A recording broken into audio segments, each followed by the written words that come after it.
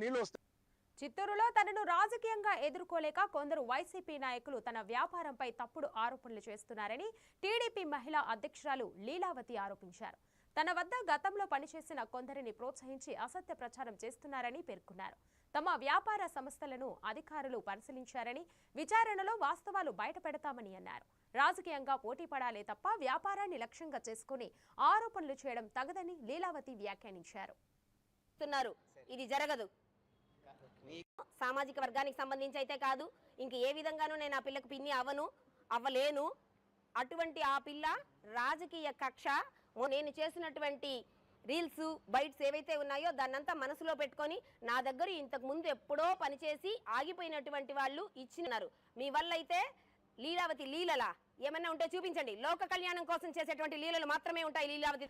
రాజకీయంగా ఎదుర్కొనే దమ్ము లేక, ధైర్యం లేక, బొగిసి లేక నా వ్యాపారము, వృత్తి, బ్రతుకుతెరువు ఏదైతే ఉందో దానికి సంబంధించిన దాని మీద పడుతున్నారు.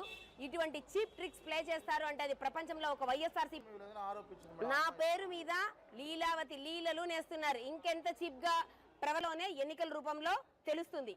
ఒక్క అమ్మాయి, నా దగ్గర పనిచేసే అమ్మాయి ఒకప్పుడు పనిచేసి వెళ్ళింది. దానికి సంబంధించి ఈ రోజు అందరూ కూడా వచ్చి దాని విధంగా మేము అరెస్ట్ చేశామని చెప్పి అమ్మాయితో డబ్బులు ఇచ్చి బలవంతంగా చెప్పించారు. దానికి కూడా సాక్ష్యాలు ఉన్నాయి. అరగనివ్వం. ఎందుకు